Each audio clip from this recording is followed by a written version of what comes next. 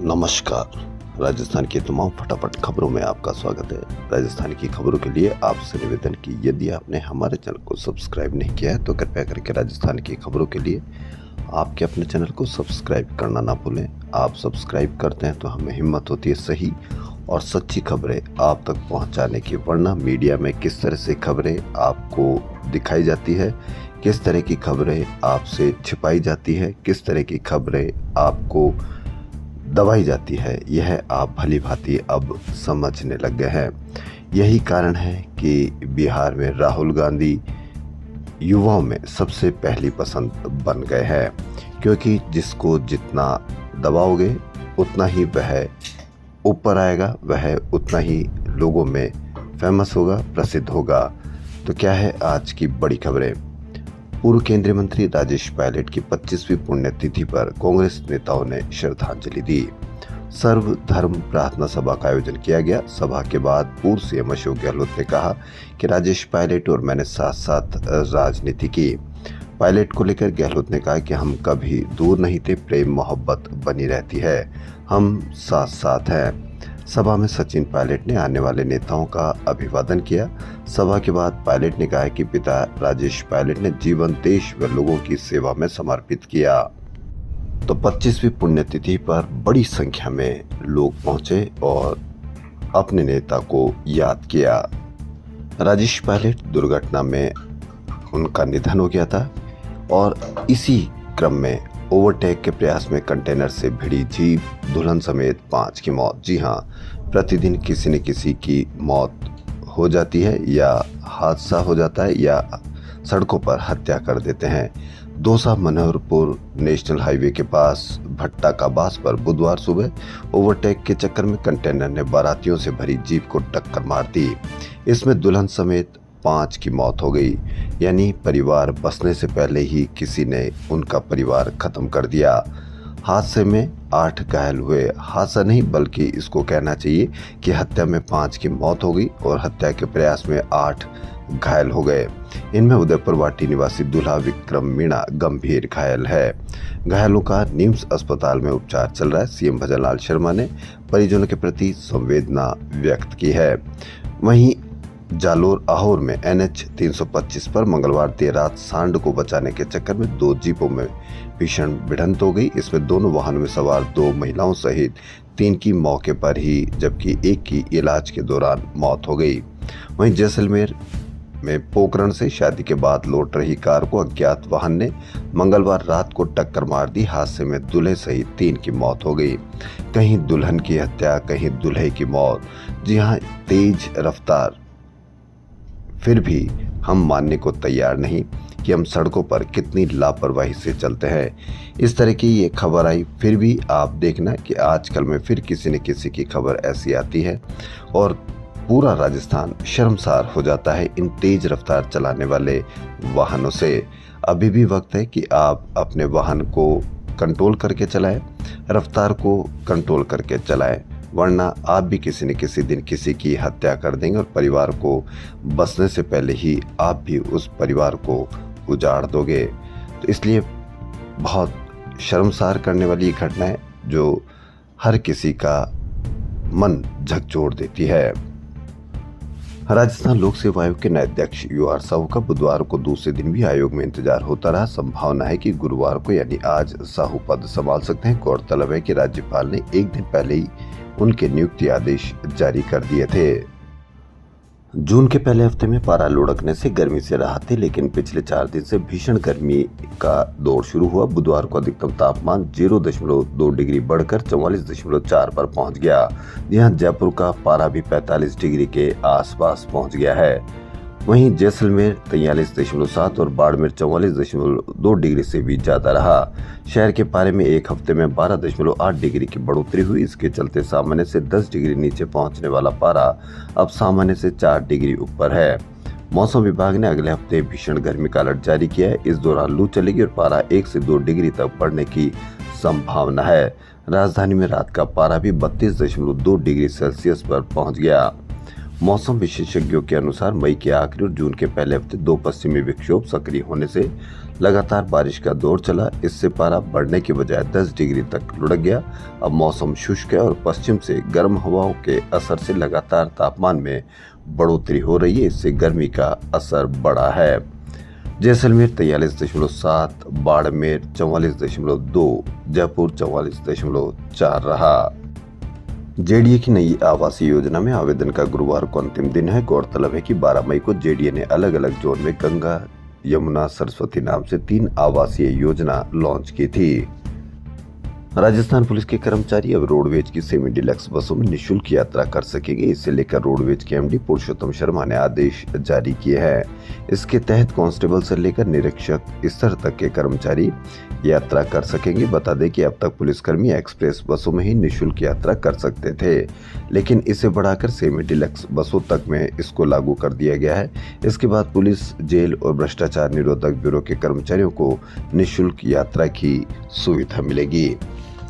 चिकित्सा एवं स्वास्थ्य मंत्री गजेंद्र सिंह खीवसर के बेटे धनंजय सिंह खीवसर कोरोना पॉजिटिव पाए गए हैं। राजस्थान में कोरोना के केस लगातार बढ़ रहे हैं। इसी बीच जोधपुर क्रिकेट संघ अध्यक्ष धनंजय की रिपोर्ट पॉजिटिव आई। राजस्थान में कोरोना के रोगी 270 के पार पहुंच चुके हैं, लेकिन भीड़ से बचने और आइसोलेशन में रखने के कोई इंतजाम नहीं किए गए हैं। यहाँ तक कि मीडिया पर इसकी चर्चा तक नहीं है कि कहीं अस्पताल में किस तरह की व्यवस्था है, अस्पताल में ऑक्सीजन की किस तरह की व्यवस्था है। एसएमएस अस्पताल इमरजेंसी के विभागाध्यक्ष पद पर डॉक्टर राजेश शर्मा को मनोनीत किया गया है। एनएमसी के मापदंडों को देखते हुए उन्हें यह जिम्मेदारी दी गई है। मालूम हो कि डॉक्टर राजेश शर्मा एसएमएस अस्पतालों के पूर्व अध्यक्ष रह चुके हैं और हाल ही में रिटायर्ड हुए हैं। एनएमसी के नियमों के अनुसार किसी डॉक्टर को ही यह पद दिया जा सकता था। डॉक्टर शर्मा की इस नियुक्ति के लिए सरकार ने अनुमति दी है। सरकारी अस्पतालों में ओपीडी समय के बाद सीनियर डॉक्टर्स के नहीं मिलने की परेशानी अब दूर होगी। सरकार ने एक बार फिर से सभी डॉक्टर्स को आदेश दिए कि शाम के समय भी राउंड करें और मरीजों को देखें। हालांकि पहले भी अस्पतालों में सीनियर डॉक्टर्स के मौजूद रहने और इमरजेंसी में 24 घंटे मौजूद रहने के आदेश दिए जा चुके हैं, लेकिन डॉक्टर्स मौजूद नहीं रहते।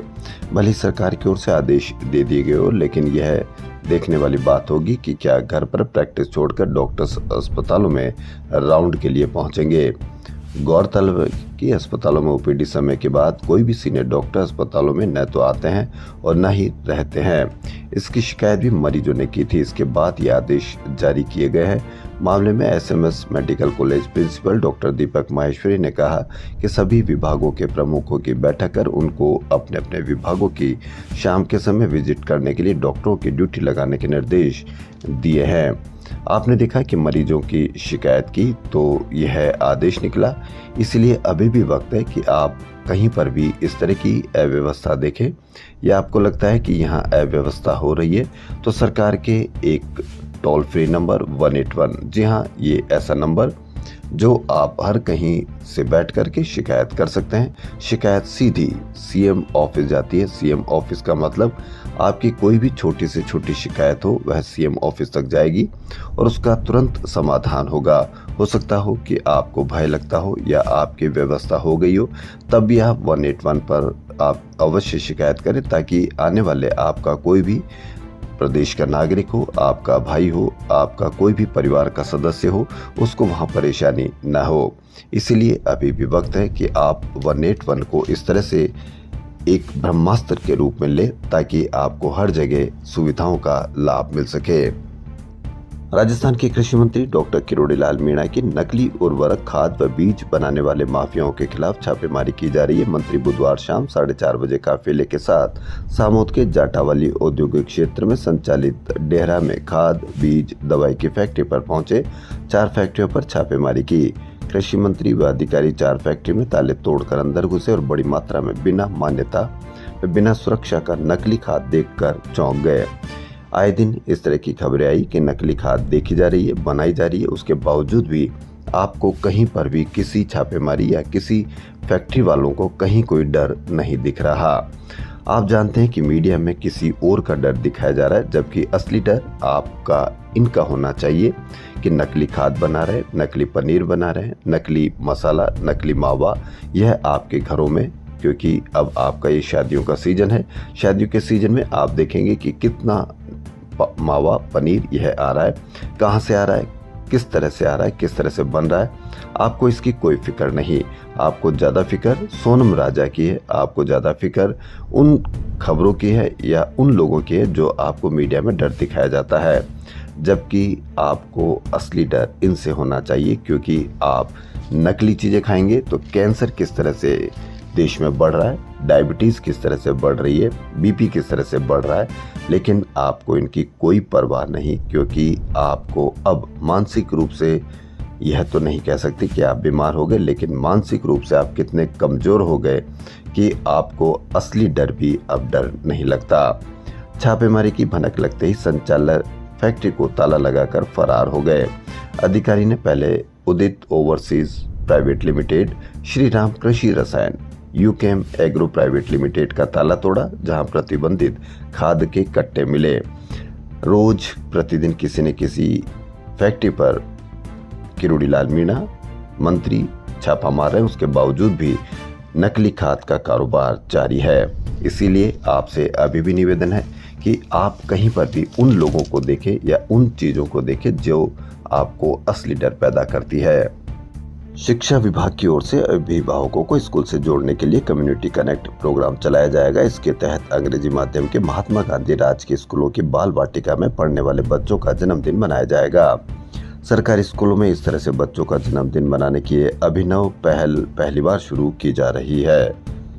राजस्थान स्कूल शिक्षा परिषद ने कम्युनिटी कनेक्ट प्रोग्राम के आयोजन के लिए पूरी गाइडलाइन जारी की है। साथ ही इस प्रोग्राम के लिए बजट का प्रावधान भी किया गया है।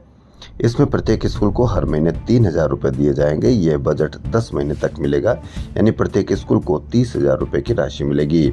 इसी राशि में से कुछ राशि जन्मदिन मनाने पर खर्च की जाएगी। वर्तमान में 962 महात्मा गांधी राजकीय स्कूलों में बाल वाटिका संचालित है। एक और बड़ी खबर अस्पतालों से। जी हां, अब राजस्थान में अज्ञात, बेसहारा व अनाथ रोगियों को निःशुल्क इलाज मिल सकेगा। इन्हें राजस्थान मेडिकल रिलीफ सोसाइटी से स्वास्थ्य सेवाएं निःशुल्क उपलब्ध कराई जाएगी। सीएम भजनलाल शर्मा की पहल व निर्देश के बाद चिकित्सा शिक्षा विभाग ने ये कदम उठाया है। इसके लिए सामाजिक न्याय एवं अधिकारिता विभाग और चिकित्सा शिक्षा विभाग के बीच MOU हुआ है। इसके तहत रजिस्टर्ड धर्मार्थ ट्रस्ट या NGO के माध्यम से चिकित्सालयों में लाए जाने वाले रोगियों को यह सुविधा मिलेगी।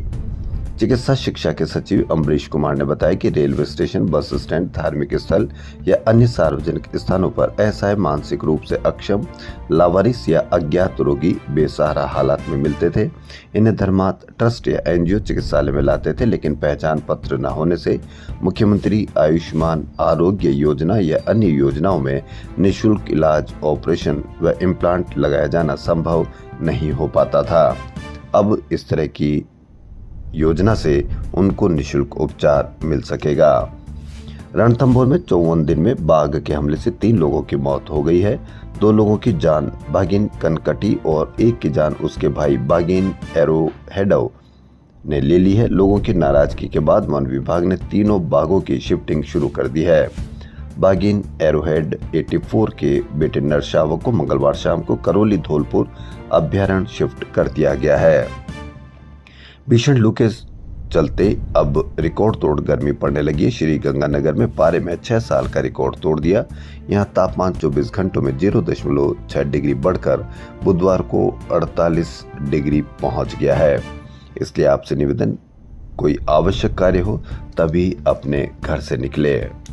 जयपुर में एक बार फिर फैशन के रंग नजर आएंगे। मौका होगा जयपुर कोट्योर शो का, जिसकी शुरुआत बुधवार को मानसरोवर स्थित अलंकारा रिसोर्ट एंड होटल्स में गेट टुगेदर और लॉन्च पार्टी के साथ हुई।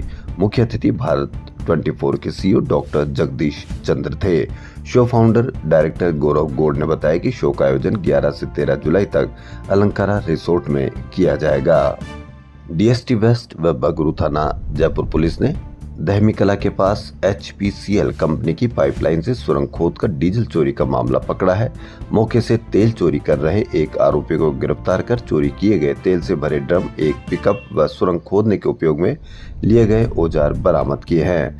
18 साल से, जी हाँ 18 साल से जयपुर के पास सक्रिय दिल्ली के तेल चोर गिरोह ने 7वीं बार बगरू के पास HPCL की पाइपलाइन में सेंध लगाई है। गिरोह के बदमाश मिनरल वाटर सप्लाई करने की आड़ में तेल चोरी कर रहे थे।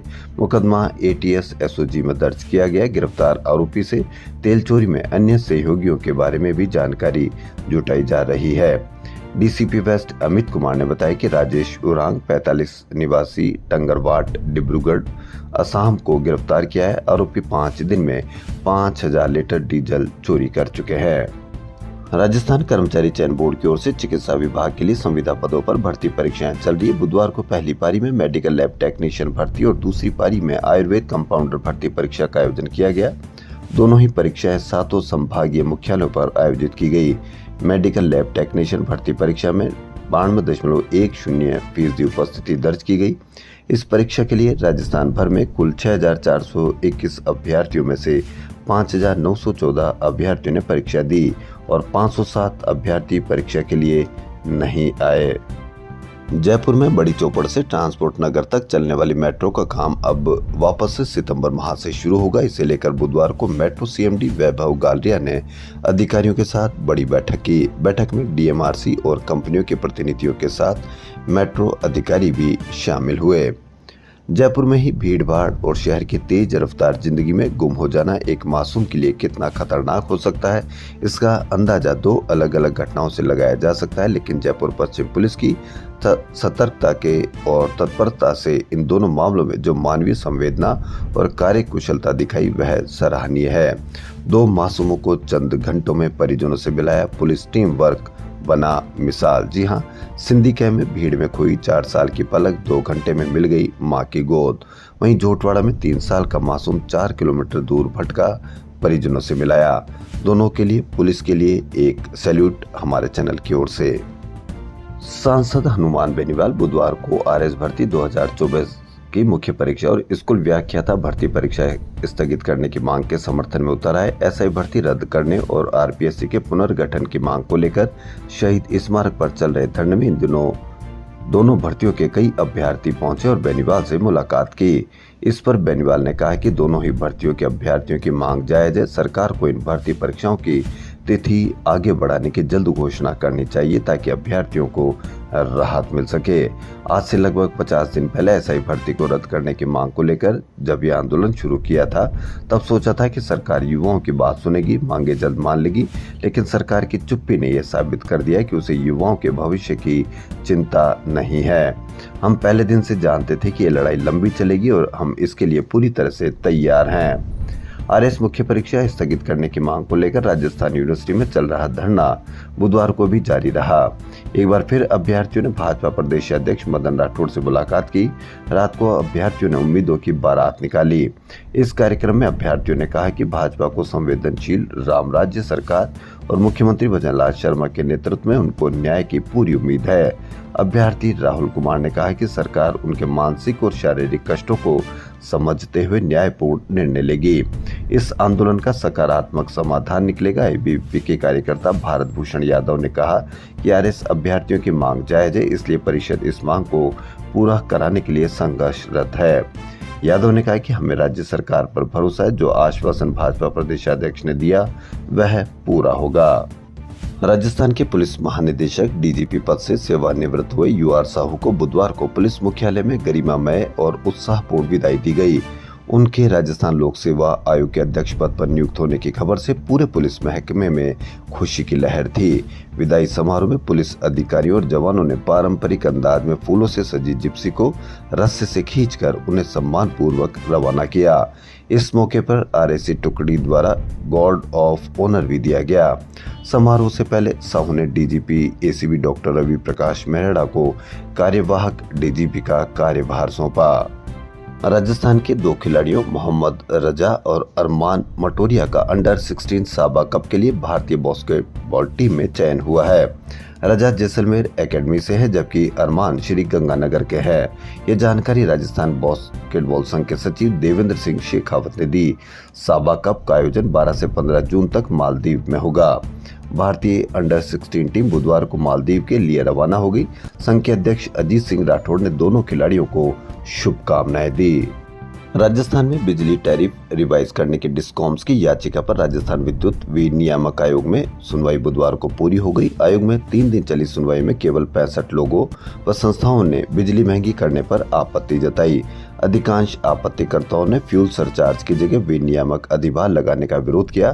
डिस्कॉम्स की ओर से ₹1 प्रति यूनिट के हिसाब से विनियामक अधिभार वसूलने का प्रस्ताव दिया था।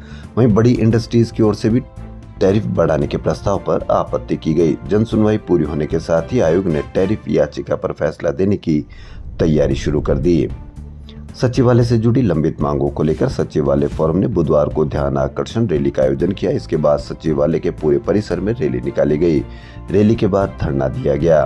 प्रतिनिधिमंडल ने सीएम प्रमुख सचिव आलोक गुप्ता से बातचीत की। उन्होंने 3-4 दिन में वित्त और कार्मिक विभाग के अधिकारियों और मुख्यमंत्री से बातचीत कर हल निकालने का आश्वासन दिया। सचिवालय में एएस से पीए, पीएस से डीएस पद पर प्रमोशन के लिए 16:10 के अनुपात के आदेश जारी करने और 2 वर्षों में छूट लेने वाले कर्मियों और अधिकारियों को छोड़कर सभी कर्मियों के प्रमोशन के लिए अनुभव में 2 वर्ष की छूट देने की मांग की है।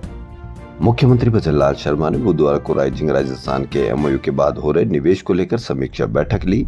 मुख्यमंत्री ने आगामी माह में 1 लाख करोड़ रुपए के एमओयू की ग्राउंड ब्रेकिंग करने के निर्देश दिए। उन्होंने कहा कि 3.25 लाख करोड़ रुपए के एमओयू की ग्राउंड ब्रेकिंग से प्रदेश के विकास को नई गति मिली। सूरजगढ़ झुंझुनू की एक खबर। थाना इलाके के अमरपुरा कला में मंगलवार रात नायब सूबेदार विक्रम सिंह सोमरा की पीट कर हत्या कर दी गई।